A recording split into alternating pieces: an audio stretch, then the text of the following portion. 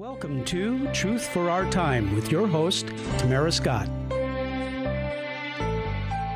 Good Wednesday, good Sunday, depending on the day that you're listening to this show. For those of you tuning in live at webcast1live.com, webcast1live.com, we welcome you to the podcast, the broadcast, the live show. You can call in, you can chat along live on the website. Webcast1 is spelled out, webcast1live.com. We thank J. Michael McCoy for allowing us this time to do this show each week and give you great information that you will not hear most anyplace else.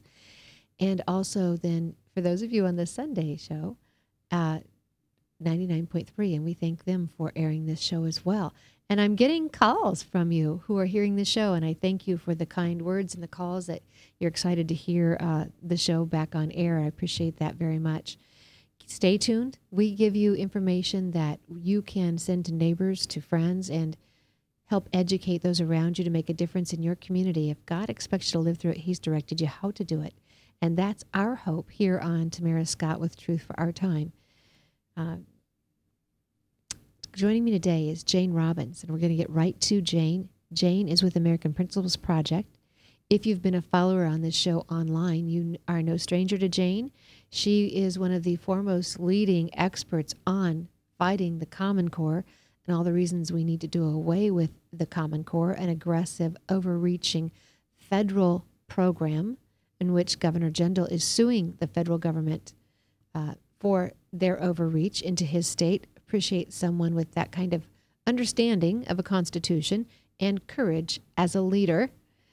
Also, Jane, on this program, on this very program, I think we broke the news nationally that the APUSH, Advanced Placement U.S. History Exam, for those of you, advanced placement is when your high school student takes a test, and depending on their score, they can get college credit. Advanced Placement U.S. History Exam had been hijacked. And Larry Krieger, who has written textbooks on helping people study for those tests, and Jane came on the show, and I believe we broke the news nationally. Jane Robbins, thank you for joining me. Thank you, Tamara. It's good to talk to you. I appreciate your leadership on this issue, on education, and a variety of other issues. The APUSH exam, Glenn Beck put an article up just a couple of weeks ago, and he credited an RNC resolution.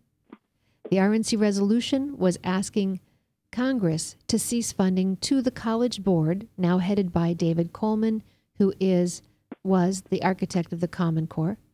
And they had hijacked, one, the transparency of the process of the test, but also much of the content. America was no longer celebrated. It was diminished, and it was any mistake we've ever made was the focus. Would you say that's the case? Yes, that was definitely the case.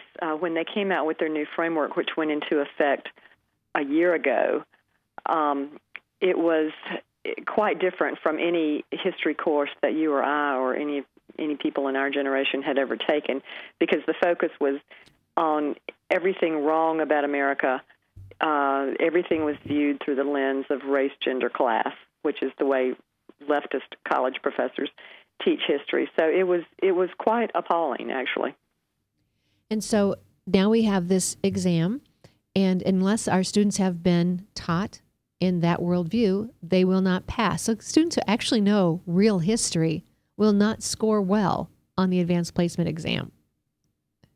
Well, that's true. Now, what has happened, there's been a lot of activity in this area. When we first started talking about this, and you're right, I think Larry and I on your show were the first ones to really talk about it, and of course you were instrumental in the resolution, and we appreciate that. The College Board first ignored us, and then it made fun of us, and then it started to worry. And then when people started talking about creating competition to the College Board, which of course has a virtual monopoly on all of this, a federally funded monopoly, then they started to get serious. And so by the time the College Board guy testified in Georgia in February, they were saying, oh, yes, we're going to work on this. We realize there are problems with this new course, and we're going to fix it. And so they've come out with their revised course, which was released at the end of July. And that tones down the worst of the bias in the framework, but it doesn't fix the problem. And so I have to tell you, I was thankful when a friend, a fellow RNC member sent that to me, because when we pass these resolutions, we too wonder, do we make a difference? What good are we doing with all of this work? And Jane, thank you. You were instrumental as well in helping draft that. And it was just amazing how God weaves things together. And because we broke the news on this show, because of the work I do with Concerned Women for America, we had been fighting the Common Core. You're talking about Georgia. You have been fighting the Common Core with Tanya Diddy, State Director for Concerned Women for America there. And listeners and viewers, if you want to get in contact, please go to our Facebook pages or our websites and touch base with us in Concerned Women for America. We will help you learn to make a difference in your community for your children. But so God wove that together. I was able to then take that to the RNC, and it did pass unanimously. But to hear Glenn Beck give us credit, I wept. I have to tell you, tears came to my eyes to think something we had done was making a difference. Now, as you and I are talking about, it's not done yet. Parents cannot rest. It is not over.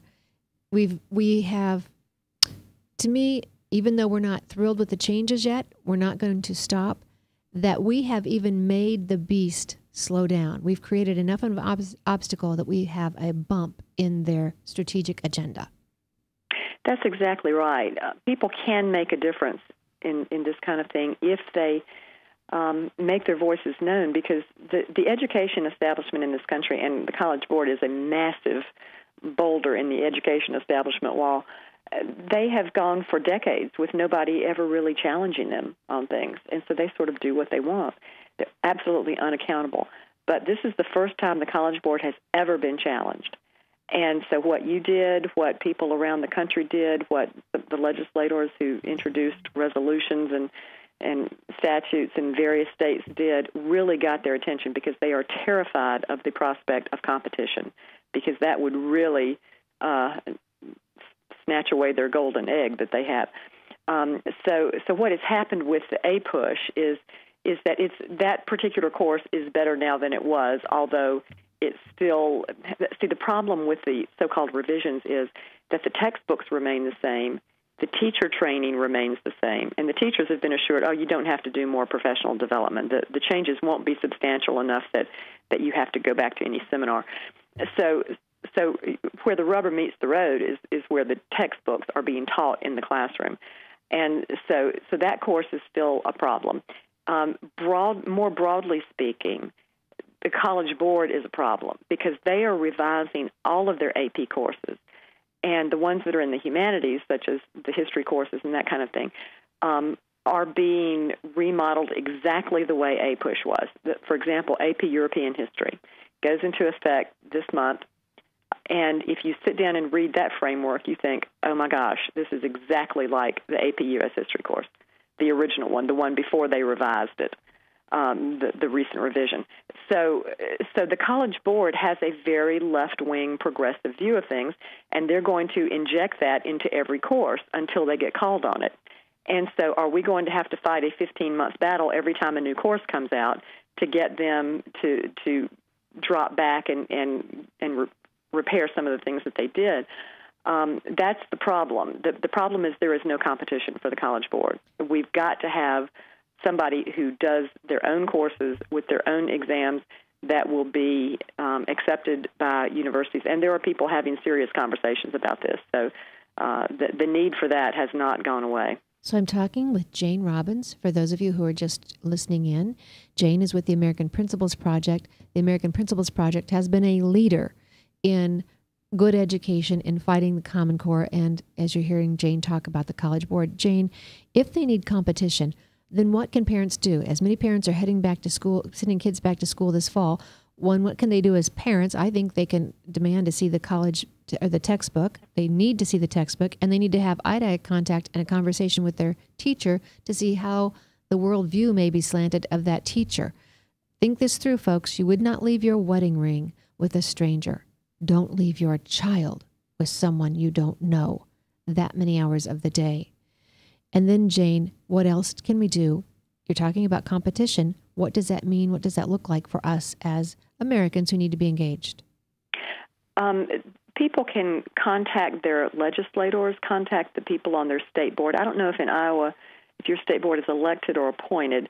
But either way, contact them and tell them that you're not happy with the College Board and that you're hoping that the legislature or the state board will express interest in exploring alternatives. I'm not talking about saying we're going to pull all the AP courses and no kid can take that. That's not what we're talking about.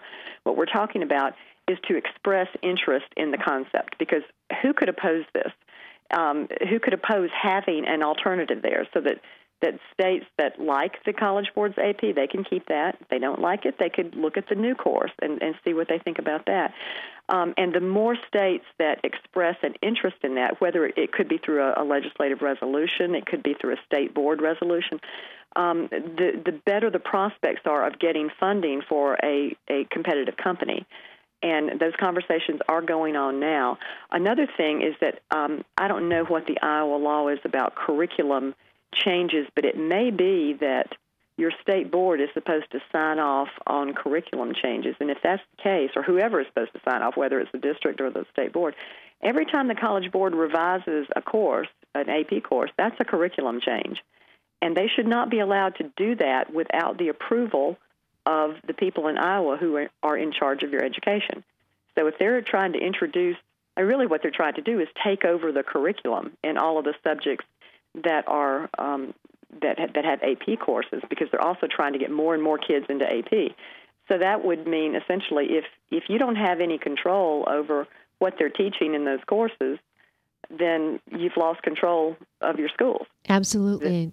And this is what we've talked about, the whole point of the Common Core and now the AP, Advanced Placement courses. It in effect becomes the federalized curriculum. Yes, and bear in mind that the person who is in charge of the College Board is David Coleman. He was widely considered the architect of the Common Core. So he's moved on. Common Core is theoretically English and math, although we know English encompasses a whole lot more than just English. But now he's at the College Board, and his worldview is coming out through all of their AP courses. And the federal government is pushing the states to pour more and more kids into AP courses, whether they're prepared for them or not, get them into those courses. So we may be looking at over half of the students will be taking AP courses rather than your Iowa courses. And so they'll be learning the AP curriculum, which is made in the image of David Coleman.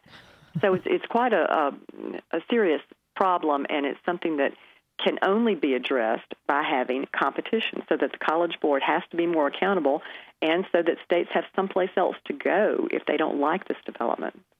And we're looking at competition right now in the Smarter Balance Assessment Consortium versus the test, the Iowa, used to formerly be the Iowa Basic Skills, and I think it's Next Generation now, Iowa. So we want that competition. Are you thinking we could have competition locally in the states, or will there be some type of another organization that people could start turning to? What does it look for parents? What can they be doing?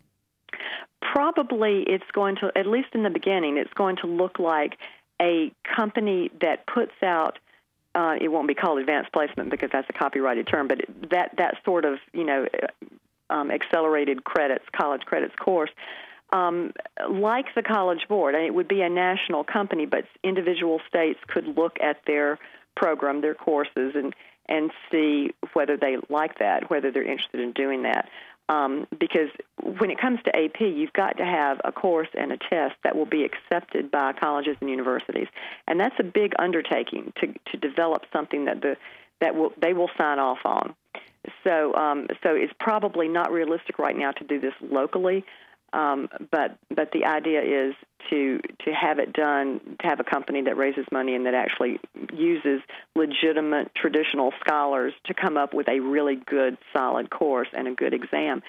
And what parents can do is they need to, two things. They need to express to their legislators and to their state board members that they don't like College Board AP and they want them to be looking at alternatives. All right, Jane. And the other thing is that they need to check those AP courses. Don't put your kid in AP European history. Don't waste your time. Don't waste your money right now. All right, we've got to run. Jane Robbins has been so good to fill us in. Parents, you need to be engaged, you need to be involved, and here's why. Our country depends on our kids knowing our history. We'll be right back. Thanks for listening. Stay tuned. More information coming your way.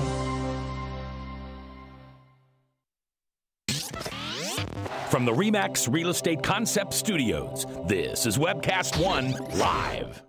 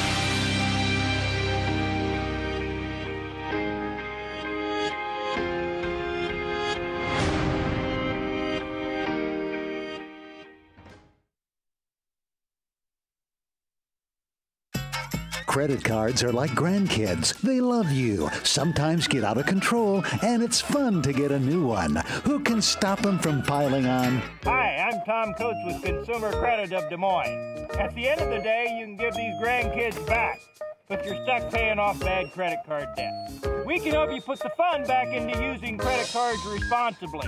Right, kids? Yeah! If you need help getting credit cards off your back, call Consumer Credit of Des Moines.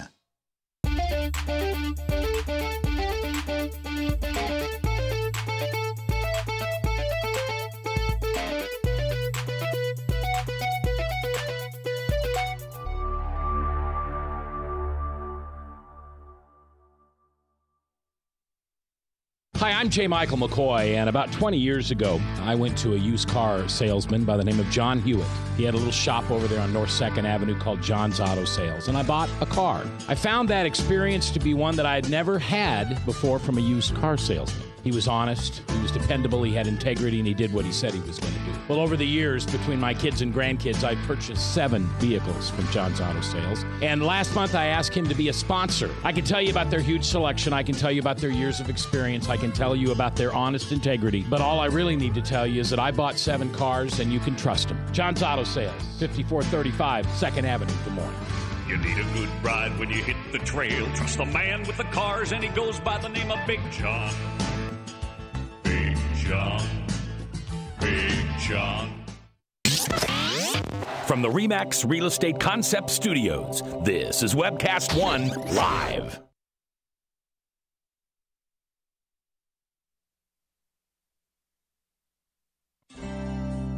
Welcome back to Truth for Our Time with your host, Tamara Scott. And thanks for staying tuned. I am Tamara Scott. And we want to thank as well our sponsors, Christians for America, Christians for America, Crave, Christians Reviving American Values. And I always say Christians Reviving American Values every day. We thank them for coming alongside and partnering with us. And if you'd like more information on how you can partner with us, you may call J. Micah McCoy at the studio here, or you can contact Crave as well, either one. And we thank you for that possibility. We've been talking with Jane Robbins about the APUSH, Advanced Placement U.S. History exam, and she warned on her way out quickly that you need to make sure what your kids are learning. Check the textbook out. Check the course out. Don't put them in it. Don't even waste your time and put them in it right now, because it's not a good course. Even with the revisions, it's not a good course. And we are thankful we made the progress we made, that we did create the bump in the road. For the first time ever, they're now discussing possibly yielding to the public and doing what is right and being transparent. But as Jane said, they need competition. And I will tell you this, it will come. Just as colleges were not sure about homeschool students in the beginning, they didn't have, what is it you call that sheet, where your grade average, your grade point, and your transcript, because you were homeschooled. Well, homeschoolers were smart enough to start making those, but also, colleges started figuring out homeschoolers were just great students. And so they started going around those 2 obstacles. I think that will happen with this test as well.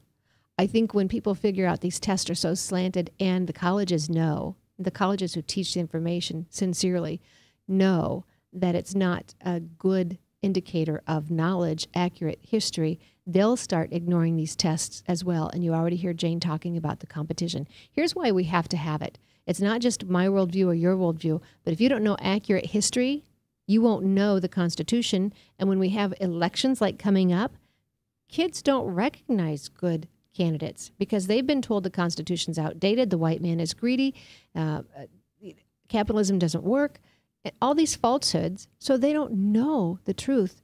And they hear someone saying that they want to tax your income up to 90%, or that they're going to give you free education, they're going to give you this free thing and that free thing. And you have to understand, nothing is free. Somebody's going to pay for it. But if our kids don't understand that, they think that sounds all good and dandy.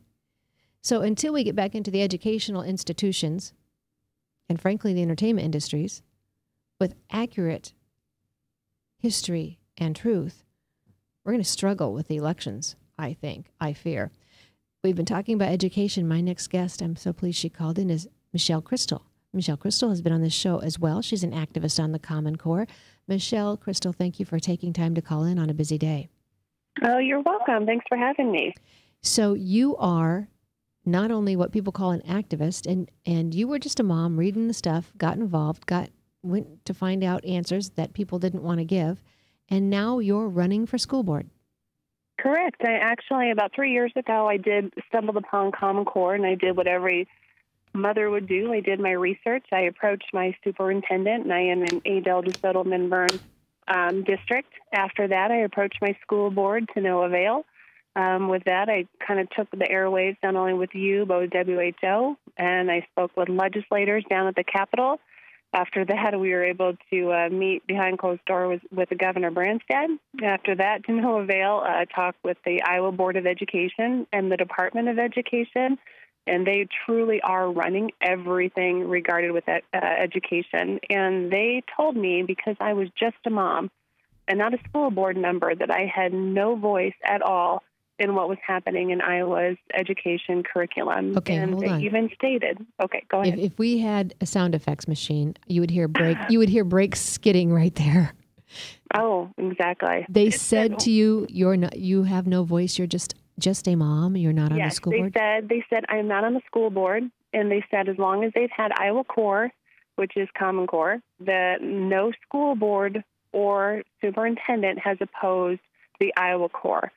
So they said, if you would like to make a difference, then you need to be on the school board. So here I am, almost 3 years later. I am running for ADM school board. And what's interesting, there's 3 incumbent seats that are up. All 3 of the incumbents are running, and there are 4 people opposing. So now you have 7 people in Adel DeSoto Minburn School running for 3 seats. And if that gives you an inclination, after speaking with the Dallas County Elections Officer board, she said they usually have to beg people to fill school board elections. And she said for the first time in Dallas County that they handle, they said every single school board seat is actually being ran against. And Great. So people are finally waking up. Right. And that's what it takes. Unfortunately, the stink has to hit your backyard before anybody cares about what's happening, the sewer plant going next door. Not until it hits your back door do people care. Thank you for being engaged. Thank you for getting involved. So you're Adel DeSoto Minburn, and we have other folks, I think, in other districts running as well. I think this has created activity and interest. How can people find out in their districts who is running and how to get involved and who to get behind? That is a great question. Unfortunately, we are actually a week from yesterday. So next Tuesday, everybody wake up the day after Labor Day. Everybody's going to be sleeping in, I'm sure, on Monday. But Tuesday morning when you wake up, please go vote. The school board election for the entire state is Tuesday. What you need to do is either get on your county's auditor's office, website or your county's elections office website. It will tell you right now where to go and vote early. I voted early down at the auditor's office. You can do that, so you don't have to worry about it. But also, please check that website because there are not very many polling places for the school board elections. It is not like a general election. Every paper should have posted bios of all of the candidates running, and they have contact information. I have been contacted, emailed, called, thank goodness, by numerous parents in my community wondering where I stand. And I would suggest everybody call them personally, ask them directly, what do they think of Common Core? For me, that's a huge issue. Everybody raise their hands. I'm sure everybody, we just got our county tax assessment in the mail last week.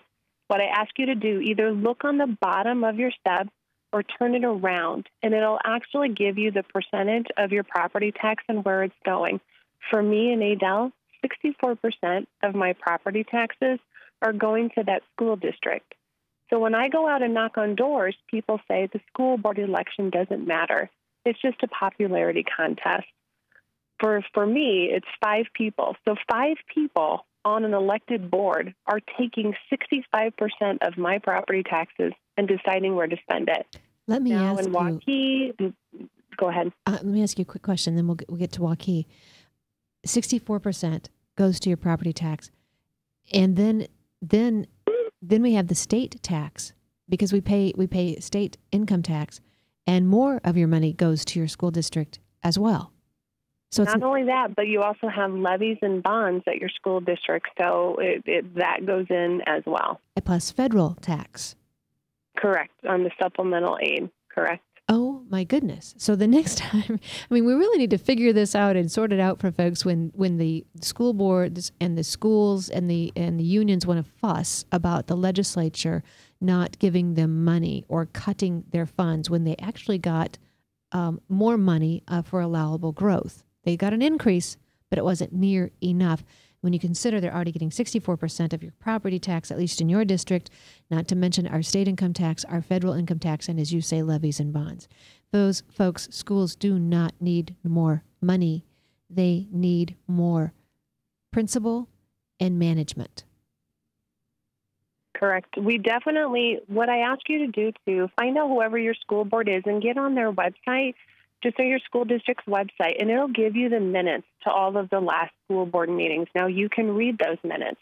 I couldn't go back far enough to find one dissent vote in anything that my school district was voting on. Everything was voted 5-0. Even in Utopia, there's got to be some dissent, and I am finding no one is. And everyone needs to remember the superintendent actually works for the school board. It is not vice versa. Right, and remember this. People have got to push back. Remember this as well. Your school board is not elected to represent the school. Yes, that is some of their job, but you already have a communications director. You have their own press releases coming out. So it's not like the school board's only job is just to let you know what the school is doing. That's certainly what they should do, but they are there to represent the parents and the students. That's what we never see. That has become absent in the mix. If anyone can actually get a response from their current school board member, I applaud you. The question I would ask is, what curriculum are we currently teaching in our school? I have asked that question, Tamara, for the last 2.5 years, and I've gotten a response of crickets. I have approached the board. No one addresses me. I don't get phone calls returned, and I don't get emails returned. So if you get the same type of response, do not vote for your incumbent. So and find out somebody that will. What curriculum? I would also ask, how much local control do we have over the curriculum? And I would ask, are you for Common Core? One thing I would say is I know in the state of Wisconsin, there was a school district, actually a school board, that was actually able to get their district out of Common Core. I actually emailed the lawyer at the Department of Ed, and I asked her the question, is Iowa a local control state? She responded back and said it depends on what you're talking about. So I posed the question, if a school board was actually able to come up with higher standards than what we currently have, would we as a district still receive federal funds? She replied, no. Repeat that last line. So I did, and I have it in writing. I asked the lawyer at the Department of Ed if a school district was able to show the Iowa Board of Ed that we could actually come up with higher standards than what we currently have in place. If we implemented those standards, would we receive federal money? And her response was, we would be breaking the law, and we as a school district would not receive federal funds. You would be breaking the law in Iowa? In Iowa, correct. And so that goes back to legislators who need to change the Iowa code if that truly is the case. So we don't have local control. Teachers want to do something about it. I do know of a teacher who's looking at retiring from teaching high school algebra because he said, I can't do what I want. They won't let me, and it is Iowa Core. And we used to trust our teachers with it. Now we want them to be zombies. And if they don't do it the Common Core way, then they can't do it at all. And that's what they're being forced to do. So, folks, we have just a couple minutes left with Michelle Crystal. She's running for school board in ADM, DeSoto, Minburn. In your district, no matter where you're at, you likely have a school board election. If nobody is running or if no one is challenging, you might need to consider a write-in, which is very doable on a low voter turnout school board election. You need to take control. You need to take control back of the classroom and of what's happening to your child. I know we have Doug Campbell, who is running up in the northern part of the state, Mason City. We have other good candidates running in other districts. Michelle, you were just about to mention Waukee. Well, I don't actually know, unfortunately, any in Waukee, but Waukee, I believe they have they have like 7 maybe school board members, but I do know in Earlham, we have a Rex Stansel and a Marvin Taylor that are phenomenal and could totally change Earlham around. You also have Emily Rouse out in Cam School District that is wonderful as well. Eric Borseth in Southeast Polk. And Douglas Campbell in, like you said, in Mason City. Also in ADM, there is Don Orban. He would be phenomenal. So if you can get actually 2 people, Don and I think it takes more than one voice. And I think we could really shake things up in the state of Iowa. And I would love to be the leading school district to do that. Thank you so much, Michelle Crystal, for your time. Thank you for running. Thank you for putting yourself out there. Folks, don't let somebody else control what happens to your kids. Get involved. Find out who's running, what they stand for.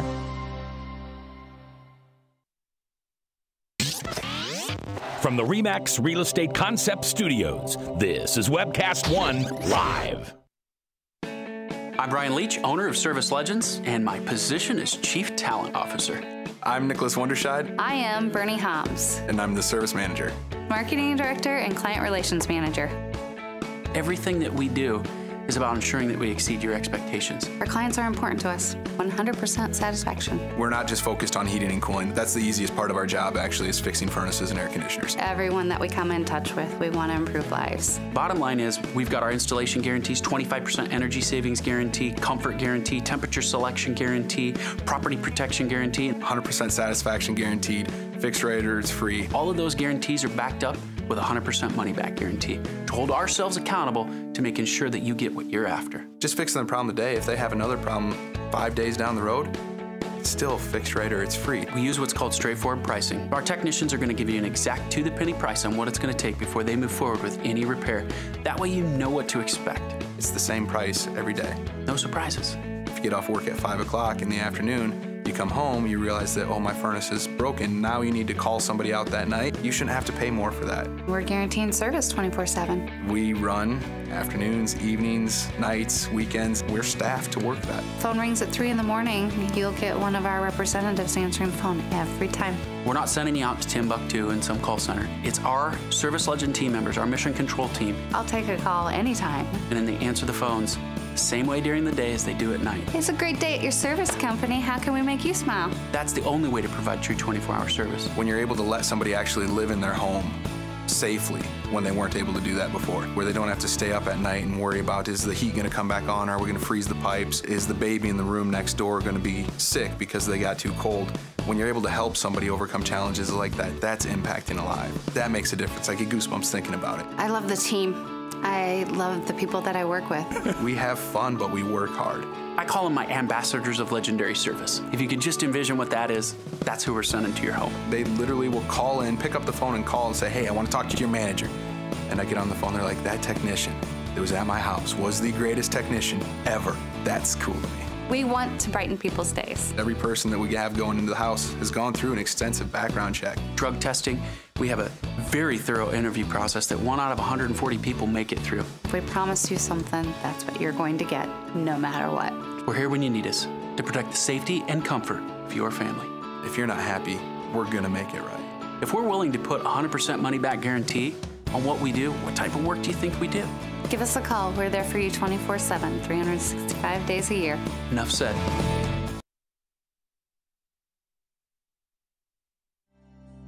Welcome back to Truth for Our Time with your host, Tamara Scott. And thanks for joining us. I am Tamara Scott. We appreciate you staying tuned. That was Michelle Crystal talking to you about being engaged, being involved. And she said, I do what every parent would do. Unfortunately, that's not the case. Not every parent does do the research and check and find out what their kids are being taught in school. We wouldn't have some of the messes we have today. All right. So RNC is changing their rules, and it looks like Carly Fiorina may get into the next debate. I can tell you in my other role as National Committee woman, I have asked them to reconsider the format. I would like them to have 3 different debates. There are 18 candidates at this point. I think divide them by 3 and put them all in an hour slot. No ranking. Nobody gets any special treatment. 1 hour, 1 hour, 1 hour. They draw out of the hat which hour they get in. You will watch the hour you want with your candidate. And eventually a lot of people will go back and watch all 3 hours. Great way for us to learn who the candidates are. The cream will rise to the top, as Carly did in the last debate. And then people can decide from there on for the next debate how it should. I think that would be just a great idea. I've mentioned that to the friends that I have at the RNC, but no, that doesn't seem to be the way we're doing it. So I stay there and I continue to be that little obstacle in trying to get things right. And the one thing that we do, as we told you earlier in the show, is we get great resolutions passed. That one that Glenn Beck mentioned, accrediting the U.S. history exam, the advanced placement exam. We have caught the College Board's attention, which is phenomenal. And no, they are not where we want them yet. Do not let your child take that AP history course. It's a waste of time and a waste of money right now because it's so left-leaning. But we have at least caught their attention, and they're pretending to revise it. We've got them. And if they don't, as Jane Robbins said, we'll come up with competition and create another organization that will actually treat it with the accuracy that it deserves. The other RNC resolution that we passed, there were several, judicial overreach on marriage, the Iran deal that needs to be stopped, by the way. If you have not called your legislator, call your legislator, 202-224-3121, 202-224-3121. No matter where you live in America, that number will get you to your U.S. Senator and your congressional member. Call them and ask them to please disapprove this deal. More information continues to come out. Besides $150 billion in frozen assets that will go to the country that is responsible for terrorism around the globe, including assassination attempts on diplomats here in this country, you need to be calling. This deal has to be stopped. No deal is better than a bad deal. You would not want your daughter to marry someone who is going to cheat on her, hurt her violently, and lie about her to her. And gosh, that kind of explains Iran. So beyond that, we would have to become opponents in many instances with our friend Israel. And it could put us in a position where we find ourselves at odds, protecting. Actually, in the deal, it talks about protecting the nuclear program. We're not just okaying it. We're blessing it. We're protecting it. Even though our own U.S. Senate members, David Young, our congressional member, flew to Vienna trying to find out what was in those side deals, was not allowed. Senator John Ernst says you will not be allowed. We will not get to see what is in those side deals. John Kerry admits no one in his department, he cannot confirm anyone in his department, has seen the side deals. He thinks maybe one undersecretary has. Say no. 202, put it in your phone. 202-224-3121.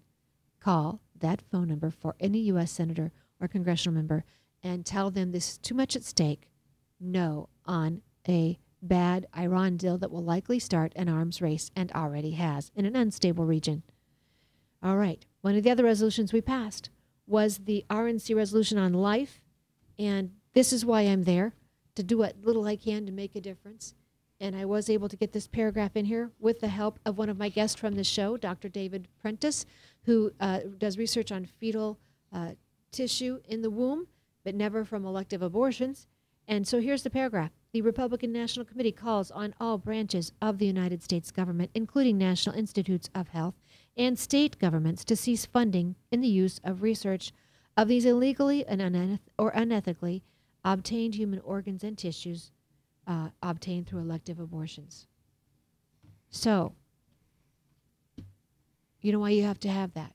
The videos we're now seeing that unmask and expose what really is happening at Planned Parenthood, no matter what anybody else says. If you don't stop the demand, if you don't stop the money from the buyer, you will continue to have the selling. So we have to stop fueling the demand, which literally places a price on the head of the unborn. Tim Overland is joining me in studio, and I thank you for that, because I know you two were in Northwest Iowa last night, and you just drove in just now to join us. Just now, yes, just now. Just pulled in. That is a 4-hour drive. I know you left early. Thank you very much for joining us. Wasn't quite 4 hours, but yes, it was a good drive. Very good. Traffic was clear. So last night, Northwest Iowa, the family leader had one of their regional summits. Thoughts on the evening? Thought it was a great night. I think originally it was supposed to be just a presidential one of the series. Forum, one of the series, yeah. And I know over the last couple of weeks it's been changed. It was changed to a pro-life event. So phenomenal. One of our board members was invited to speak. So Pastor Kerry Gordon spoke last night. So we wanted to make sure we supported him and support the event in general as a pro-life event. So I thought it was great. You were just giving out one phone number. We had another phone number we're supposed to remember last night as well. So I'm going to have too many phone numbers. I will have to put them in my phone. Do you have that phone number? 515? Yeah, it's on my phone. 281-5211. There you go. 515-281-5211. Whose number is that? That would be the governor's office, although apparently he's helping with the naming of a sub this morning. So, but please call him after lunch. I'm sure he'll be back. And I have sent emails to his former chief of staff and to his legislative assistant asking for him to be the lead, the longest serving governor. If he would take this issue, could be that igniting moment that a Walker saw in 2012 when he took on the unions. Mm-hmm. It could spark across the nation. And Terry Branstad could lead the nation in stopping this atrocity that we are doing to our youngest citizens. The sad part of it is we could have done it before the first video came out. We had it all but done. And we ran into, the Senate and Senator Gronstal. But I think we're at the point now where we need to let these guys own these videos and let them defend them. Whether that's Senator Gronstal, whether that's Attorney General Tom Miller, who's been asked now to investigate, or the governor. I mean, he's at the point now where, Governor, there are outs. There are 30-day outs in these, just like Governor Jindal has done. And he knows of them. It's just a matter of acting. So. When someone brought up to me earlier in the session, it was a Medicaid-involved issue, the home, when it came up that the girls were being mistreated in the home. I can't remember what community that was in. He closed those two homes for, I don't know if it was for challenged or juveniles or mental, I can't remember right now. And that would have been in a Medicaid-involved issue. From what I understand, he didn't wait for legislative action. He made an executive decision. Sure. So that is the same type of thing that we're asking for here. Yeah, there's a 30-day out, and it's a contract. It's a contract with Medicaid. And from what I understand, there's 2 of those he could stop immediately with a 30-day notice. And there's another one that apparently there's a little more complications to, but still it can be done. And again, Governor Jindal has shown that, and other governors around the country have shown that. And, it was stated last night, and I've heard it a few times, we moved heaven and earth to raise a gas tax that people didn't want. We moved people off committees and moved people around. And from what I understood on this, the Health and Human Services discussion, it was, Governor, we'd love some help on this. We've got it done in the House. We would love some help in the Senate. And from what I understand, the message was, you guys just work it out. I'll sign what you send me. At the very least, we've got to quit sitting and not doing because we think somebody's going to give us pushback. Right. It's time for us to put it to them and let them stand with their back against the wall and tell the Iowa people why they're not going to listen. Agreed.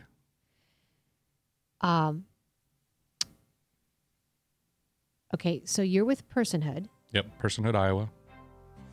You heard Senator Johnson speak last night. Thoughts?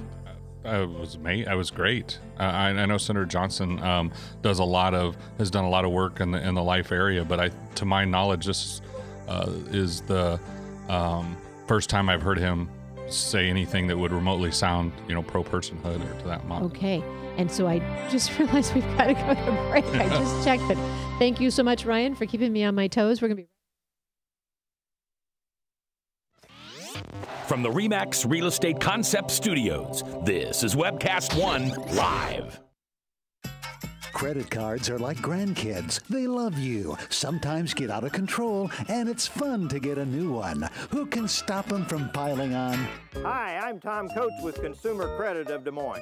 At the end of the day, you can return the grandkids, but you're stuck paying off bad credit card debt. We'll help you put the fun back into using credit cards responsibly. Right, kids? Yeah! If you need help getting credit cards off your back, call Consumer Credit of Des Moines.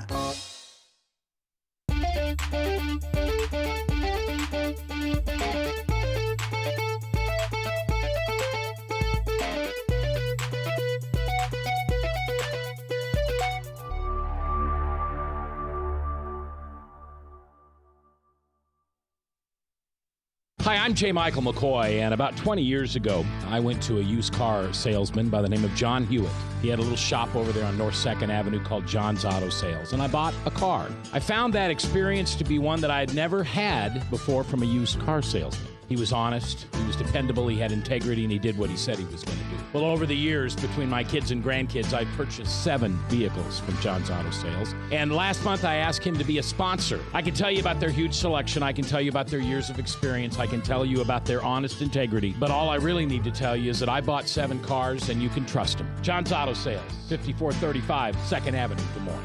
You need a good ride when you hit the trail. Trust the man with the cars, and he goes by the name of Big John. Big John. Big John. From the RE/MAX Real Estate Concept Studios, this is Webcast One Live.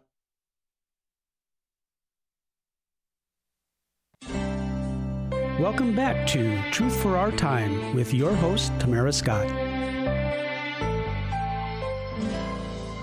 I figured out why I didn't hear the cue. It helps when your earphones are plugged in. I had them in my ears. I just hadn't plugged them in. Okay. So thanks for staying tuned with us. We have a little fun here in studio. And Tim Overland is joining me with Personhood. But we were in Northwest Iowa last night listening to wonderful speakers, several great speakers. Tim, the point was brought up last night, and I raised the point last night.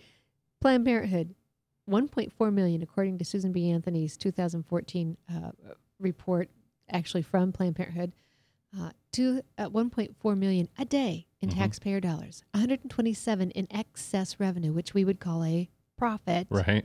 This nonprofit. Yeah, there was $1 billion. Yeah, that's 127 billion. Or million. Million. Right, million. And then 1.4 billion is their net assets. 1.4 billion. And so I just raised the point. First off, if the left were intellectually honest, the left who say they hate fat cat corporations and tax breaks, how about tax funding for someone making 1.4 billion? They should be walking away from But that's a Planned nonprofit, Tamara. So, and also, we and I were talking about this. At what point are we going to have the courage to say enough is enough? We've seen the video where they talk about cutting up the face to get to the brain. I said that quietly because if you have kids in the car, you need to turn the radio. Cutting up the face to get to the brain. They're selling hearts. They're selling organs. They're selling thymus. They're literally selling their souls for the profit of selling the organs of others. The most recent video was some of them. I'll be totally honest. Some of them I've gone to transcripts. Watch so much of it, then you go to the transcripts, and at some point I will watch all of them in their entirety. But the most recent one I did watch.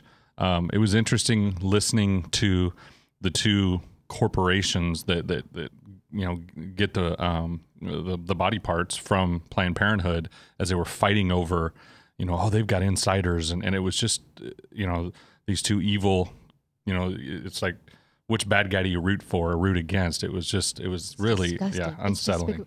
To see these videos, if you have not seen them, and Life News, most groups have them out now for you to see. Just do a search on them. people holding dangling limbs with tweezers, talking about them coldly, discussing deals over dinner, dissecting specimens. It's despicable. Yeah. And when they first came out with their defense was on legalities. This is not about legalities. It's the depth of humanity and what we would do with or to someone. But on the money that they make, they have no mammogram equipment. They will never have mammogram equipment because if they were concerned about the health of women, they wouldn't be killing little baby girls in the womb. Right. There was a great map that and I don't remember the Allison name. Howard, is she awesome? That was great. There's a great map, and I'm sure you have the website. You can go there and see, there's 13 Planned Parenthoods in the state of Iowa, 13 too many in my opinion, but there are actually there's 213, I think, federally licensed and clinics out there that actually do the things that Planned Parenthood says they do. They do all of these health. So those are the ones that, and there's a great map. Hopefully you can get that website. I will put that link on my Truth for Our Time page later today or tomorrow. Truth for Our Time will have it. Allison Howard with Alliance Defending Freedom. She had that clinic, the maps, and they've got them for every state in the country. So, what would you say to folks? Johnson said it, Senator Johnson. We cannot wait to the legislative session. Correct. So what do folks need to do? We need to call the governor for sure. He can act. He can do this. I don't know that the push to push Tom Miller for the investigation. I don't know I would push him. I don't know that it's going to go anywhere, but push him and as you said, make them explain it. Senator Gronstal, all of these guys. Again, as you just said, we don't need to wait till they get back in session. The governor can act, and we do. We need to call them. We were talking earlier about the Health and Human Services bill, and it was done. There was money that was going to be directed back to people, to clinics and family planning or whatever, that actually were going to help people in a positive way. That was done. And even the folks that are not as strong on this issue as you and I are, that are Republican or call themselves pro-life, even from a tactical position, we just reloaded Planned Parenthood's guns with $3 to $6 million. Do you think they're going to use them against Democrats? That's here in Iowa. That's just here in Iowa. And it was, it's a wide range, $3 to $6 million, because different reports talk about how much it was last year and this year. And it's hard to track all the various. They do it on purpose. They make it all twists and turns. So call your legislators and tell them you want to defund. At the very least, your dollars should not be funding the killing of someone else's child. You want to put it in your own gas tank, in your own table to feed your own kids. To your own the pregnancy centers that are actually saving lives. They have those clinics that have mammograms. Mm-hmm. Clinics actually do health care. Health care does not plan it never plans for the demise or death of a patient. That's not health care. Right. Anything in closing? Again, I would reiterate, contact the governor's office. And if you're interested in Personhood Iowa, you can go to personhoodiowa.com. We have an event coming up. We believe that as mad as we get on the political front, and until we as the church get our house in order, who are we to tell them if we can't get our own house in order? So we have an event coming up on September 28th. It's called Bringing the Church Back to Life at First Federated Church. It's a free event. I like it. So I'll get back with you and announce who the speaker is going to be. We had a slight change in plans, but I'll get that back to you. Bringing the church back to life. And I'll give another quick shout out to one of my board members. Rebecca Maxwell has put together a phenomenal presentation on Planned Parenthood and Margaret Sanger and the eugenics movement. Might be changing now because the last time she put it on, we didn't have all these videos, but it is factual. It's from a young woman who's very articulate and passionate about this issue, and that would be worth the price of admission, let alone the other speakers we'll have. Tim Orvelman, thank you for your work. Thanks for having me, and Tamara, it was great. Appreciate it. Going to jump to the phone line right now. I have Rob Keller on the phone line. Rob Keller just hosted a 5K run for Pastor Saeed's wife, hosted her in his home. And now you're going to tell us about a prayer vigil in just the little 60 seconds we have. Rob, go. Sure. Thanks, Tamara. The prayer vigil is coming up on Saturday, September 26th at 6 o'clock in the evening. It'll be held at the Iowa State Capitol building. This year we'll have it on the east side of the building at the World War II Memorial, the Freedom Flame. If anybody would like to come out, we'd love to have you guys out that Saturday evening, where we'll be lifting up Pastor Saeed as he's still in prison. It'll be the 3-year anniversary of him being in prison. It'll be in conjunction with a global prayer vigil, over 600 prayer vigils around the world that day to mark that 3-year anniversary. And then we'll also just be speaking and praying for the persecuted church as a whole. Very good, and I appreciate that. There's a huge prayer event happening in North Carolina as well. Governor has called that state to a response. And so I appreciate what you're doing, Rob Keller. September 26th, 6 p.m., World War II Memorial at the Iowa Capitol. Right. And Rob, you're going to join me next week? Yes. So Rob will be my guest. We'll be talking a little bit more about his time with Pastor Saeed's wife and what has transpired there. We're going to be talking as well about persecution, discrimination right here in Iowa. We are out of time. I thank you all for staying tuned with me. It's been a busy show. We always try and bring you the great information that helps you live a better life. If God expects you to live through it, He's directed you how to do it. We help you when the headlines hit home. Thanks to my sponsors. If you want to be a part, come into Truth for Our Time on the Facebook page or TamaraScott.com. I almost forgot. TamaraScott.com, where we post and the archives of our shows. Be blessed. You've been encouraged. Now never be complacent.